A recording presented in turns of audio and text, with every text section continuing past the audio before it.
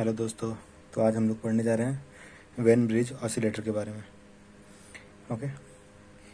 तो जैसा कि हम लोग जानते हैं कि ऑसिलेटर में दो कंपोनेंट मेन होता है, एक होता है एम्पलीफायर और एक होता है फीडबैक सर्किट। ठीक है।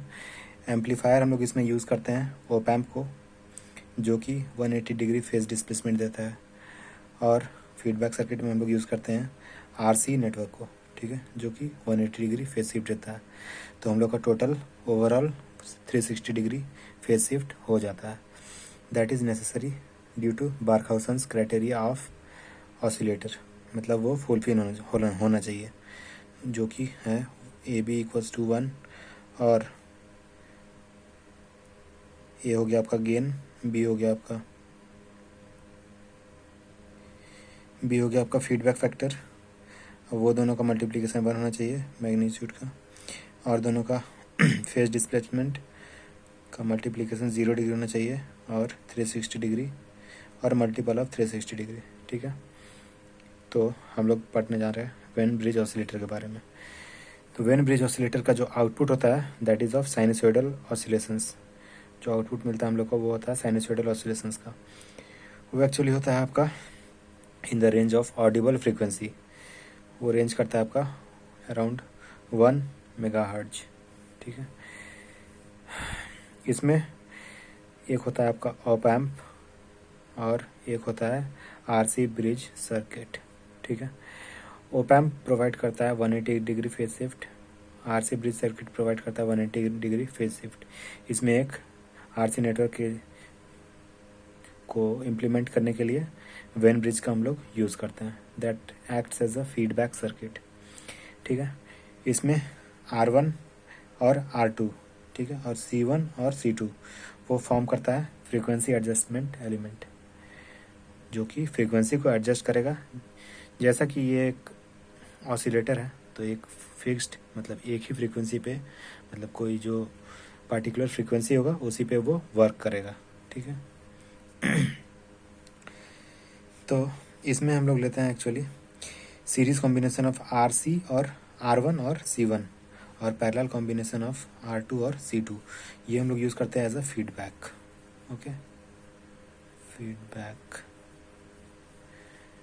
ठीक है।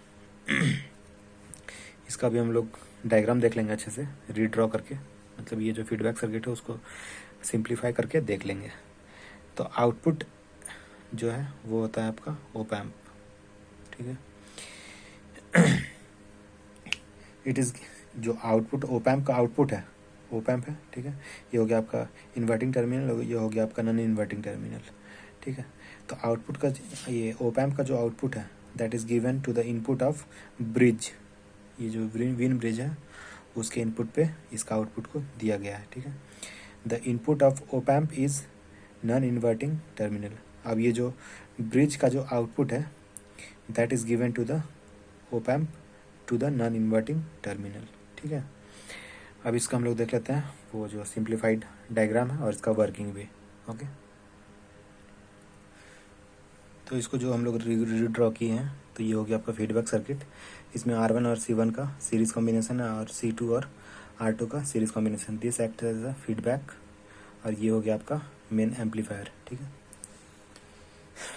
तो feedback part is series connection of R1 and C1 and parallel combination of R2 and C2 that is connected to non inverting terminal of op amp. ये जो फीडबैक है that is connected to non inverting terminal of op amp, इस पे connected है। Okay. अब इसका working देख लेते हैं। वर्किंग इसमें जैसा कि हम लोग जानते हैं कि ये एक, मतलब इसमें इनपुट हम लोग नहीं देते हैं, बिना इनपुट दिए हुए हम लोग साइनसॉइडल आउटपुट प्राप्त कर सकते हैं।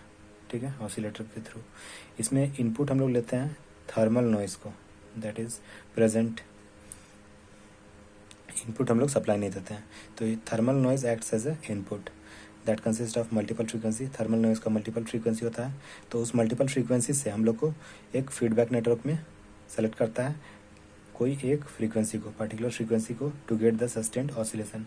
सस्टेंड ऑसिलेशन पाने के लिए एक फ्रीक्वेंसी को वो सेलेक्ट करता है feedback, and that gives to the op amp. Okay. तो जो सीरीज ऑफ R1 और C1 जो है वो एक्ट करता है as a high pass filter, और ये जो है series parallel of C2 and R2 that acts as a low pass filter. Okay, so जब ये हाई पास फिल्टर और ये लो पास फिल्टर कनेक्टेड होता है, so will not allow low as well as high frequency, मतलब ज़्यादा लो को भी अलाउ नहीं करेगा और हाई को भी अलाउ नहीं करेगा। ठीक है, output will be one intermediate frequency of at output, मतलब कि ये दोनों का बीच का जो फ्रीक्वेंसी होगा, वो जो डिजायर्ड फ्रीक्वेंसी होगा उस पर ये वर्क करेगा। इसमें जो बीटा होता है, बीटा का वैल्यू मतलब